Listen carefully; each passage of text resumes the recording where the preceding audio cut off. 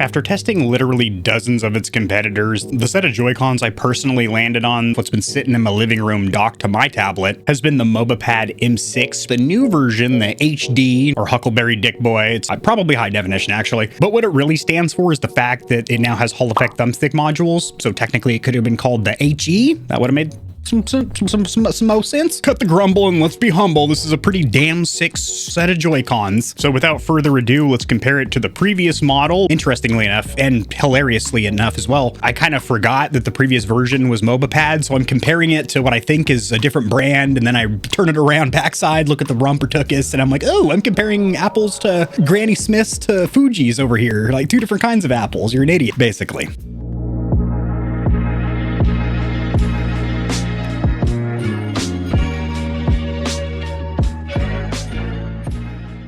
A quick disclaimer to my audience, the Stallions and Stallionettes. This controller, technically two controllers because it's a pair of Joy-Cons, came in one box though. It was sent for review, but this is going to be an honest, comprehensive review. I haven't been paid to say or not say anything about them. The company doesn't get an early preview, and the thoughts in this video are 100% my own. So if there's any cons, shortcomings, or areas of improvement, you're gonna hear about it. So these companies make better products over time. As for the packaging of the Mobapad M6 HD, I know you're thinking, Kevin, can we just get down to business? I know there's extra boxes on the table that you're gonna talk about.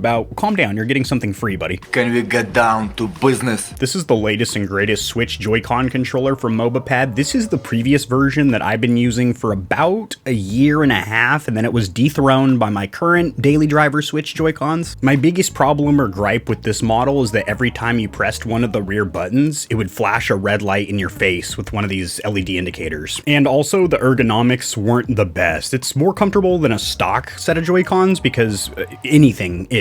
You can tell just by looking at the box that this is a more sculpted, ergonomic, rounded place for you to grip. As for these two bad boys, check these out.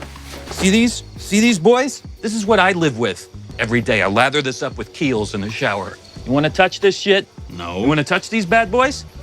Sorry, not gonna happen. This came in a separate box when I bought this from Amazon, and this I do believe Mobapad sent out with this controller. I'm gonna be 110% honest. I don't need either of these. I'm not gonna use them. They're just gonna sit in the closet and collect dust, so I'm gonna give them away. The first and second individual to type in carry case or carrying case, or I'll know what you mean. Down there in the description below, we'll get this sucker. The second one, the runner-up, will get this more bland looking sucker. But they're both nice, sufficient padding on the inside to keep your Switch safe. But a lot has changed feature-wise over their previous version. The biggest key feature here is the fact that they went from Alps potentiometer thumbstick modules to Hall effect joysticks, which are virtually stick drift proof. Also, there is 6-axis motion sensing, which I do not believe this model had. And then their catchphrase or slogan, their marketing shtick, is China's leading linear motor controller manufacturer. Those words don't really flow together in a way that tickles the testes in a marketing way. No consumer's gonna read this and be like, oh, fuck yeah, I wanna buy that. What the hell are we talking about here? Linear motor? Never mind.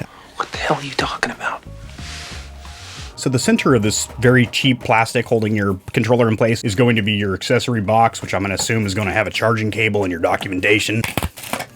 Wrong and double wrong. You have a 4-way D-pad to replace the wheel, although I actually like the looks and feel of a wheel. That rhymed. The feel of a wheel. Let's make a deal. Slick like a banana peel. Shot twice, you'll never heal.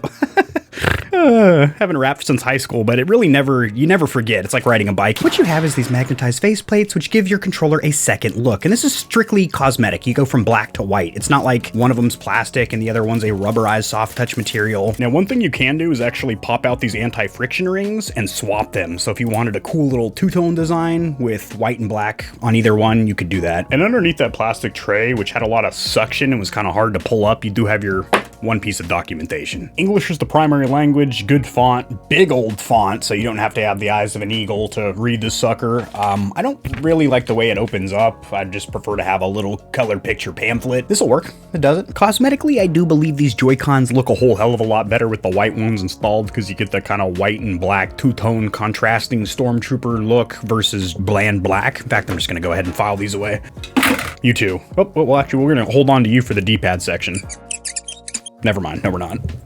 I would install these on my Joy-Con to show you what they look like on a Switch OLED. However, that's dumb because it's just going to be kicking back a nasty glare. You can see what they look like. Ergonomically, they are incredibly comfortable because they are much larger than stock Joy-Cons, which are great for portability but terrible for comfort. There's no rubber grips back here. This is just some little dots or stippling, which doesn't really do much in the means of grip. And these rear buttons are a different plastic, although the plastics on the actual buttons feels better than the plastic on the shell itself. Wish we could use this plastic on the whole rear shell. Cosmetically, I'm going to go ahead and give these Joy-Cons a 7 out of 10, and comfort-wise, I'm going to give these bad boys a 9 out of 10. They're very comfortable, but I'd like to see some kind of rubber grips back here. Just a personal preference of mine. As for perceived build quality, there is no weird panel gap where the front faceplate and rear shell meet. This track that snaps into the awaiting sloth of your Switch feels taut and secure when you dock it or mount it, and nothing from the surface plastics to the way the buttons feel and sound raise any cause for concern in the quality control department, but if you have any issues, you do have 1 year of warranty coverage. The D-pad or direction buttons gave me a Cambodian creamsicle that I didn't order, but really did enjoy. They are a 8-way micro switch D-pad, which means they have 8 distinct gates, so if you're trying to hit diagonal inputs or do roll-offs, Mobapad has got you covered. I will say the actuation force is damn near a perfect balance of being heavy enough to where you don't get false actuations, but light enough to where you can do shit like this.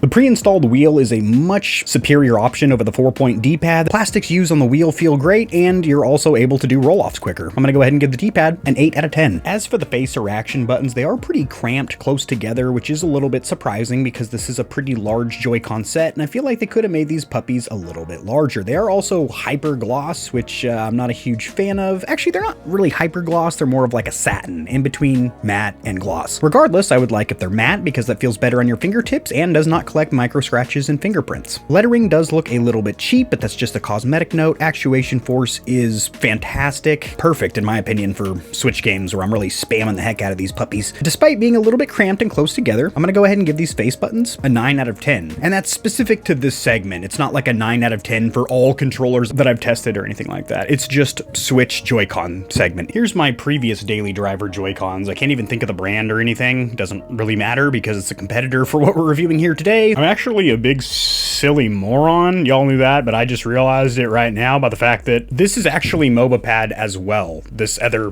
Joy-Con set that I've been using for like a year and a half. There is some silliness going on with the accessory button suite. The home button and the screen capture button should be up here where the plus and minus are. These should be down here. And these buttons that are the cog icons, which are controller specific function, things like mapping the rear buttons, turning on turbo and macro, those should be either down here or at the bottom, somewhere where you're not going to accidentally press them in gameplay. And the buttons that you want to use in gameplay, like the screen capture and home button, should be more easily accessible. This is a common problem with aftermarket Joy-Cons. They actually felt identical. Things like obviously range of motion, travel, that's going to be the same, but resistance also the same. Braking neutral felt the same. The registration of the dead zone, outer dead zone, all that felt the same. Now keep in mind, Switch controllers, both the full sizes and the Joy-Con split controllers, have huge inner dead zones baked in comparison to PlayStation and Xbox. One of the many reasons you don't really see the Switch trying to compete with PlayStation and Xbox when it comes to shooters and things like that. Your thumbstick actually does not even register movement until right about there, and that's on every single Joy-Con. Can you imagine trying to aim in a first-person shooter like that? No, you can't. Anti-friction ring, so you are going to glide along smooth plastic on the outside of your thumbstick. Gates clicking in L3 and R3, taut and secure. Whoa, hello. We're on the prairie. And these are still, to date, the best thumbstick cap add-ons that I've found for Switch Joy-Cons. There's some generic little cheapos you find on Amazon. In fact, they're in and out of stock. Sometimes they disappear completely off the website. So it'd probably best behoove me to stock up and buy a bunch of these before they disappear from the internet. But they just slip over the left and right analog stick, and they're super grippy and cute and domed, which I like. I just realized I never did a bumper and trigger section. I'm over here editing the video. That's how I edit, out in front of me apparently. And I realized, brother, I guess I call myself brother, there's no bumper or trigger section. But what I'm going to do to kind of hook you like a big mouth bass, but what I'm going to do is link the initial review from the OG M6, because that shares virtually all the same parts, and it's still a really good controller and is now going to be seen on sale because there's this new version, the HD. So maybe get the OG version on sale. And also there's not going to be a bumper and trigger section because they are identical to the previous M6, which that review is down there. Remapping the rear buttons is made a little bit more complicated than it has to be, just like the way I pronounce the word complicated, by the fact that this is definitely prioritizing macro or multi-button setup to where you press the rear button once and it does a string of actions on screen. A complete horseshit cheater feature if you're using it in online multiplayer, but it does have its use in single player games, just like turbo function where you want to spam or repeat press a button just by holding it down. But to bind just one button to the rear buttons, it actually isn't too complicated. You're going to hold down this cog gear icon for 3 seconds. The LED light is going to light up on you. Then you're going to press the button that you want bound. In this case, we'll do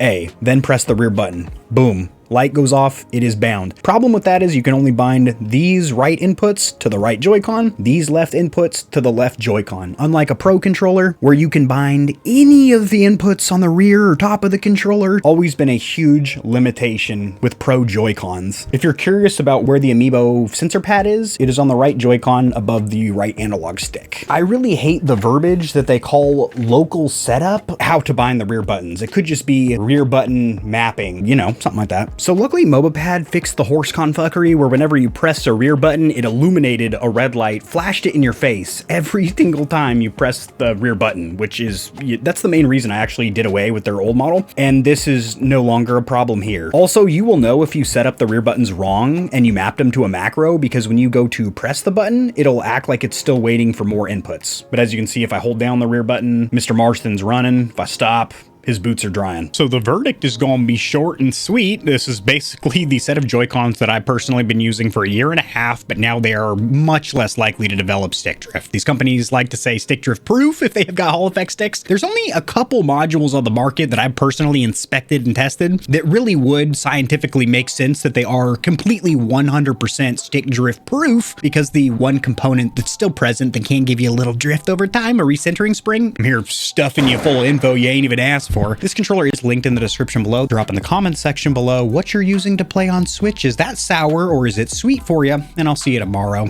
Peace. If you enjoyed the video, liking it helps it to get seen by more gamers, so this information will reach and assist them as well. Much like the back of the TV, I've got plugs for all of my socials down there in the description below. And your wallet will greatly thank you if you check the description, because there are exclusive discounts on a ton of products, including controllers, KontrolFreeks, keyboards, mouse pads, clothes, and energy drinks. And keep in mind that you, the viewer, keep this channel running. The more Stallions and Stallionettes trotting around the stable, the better, so mollywop that subscribe button like it owes you money, and we'll have the same amount of fun tomorrow.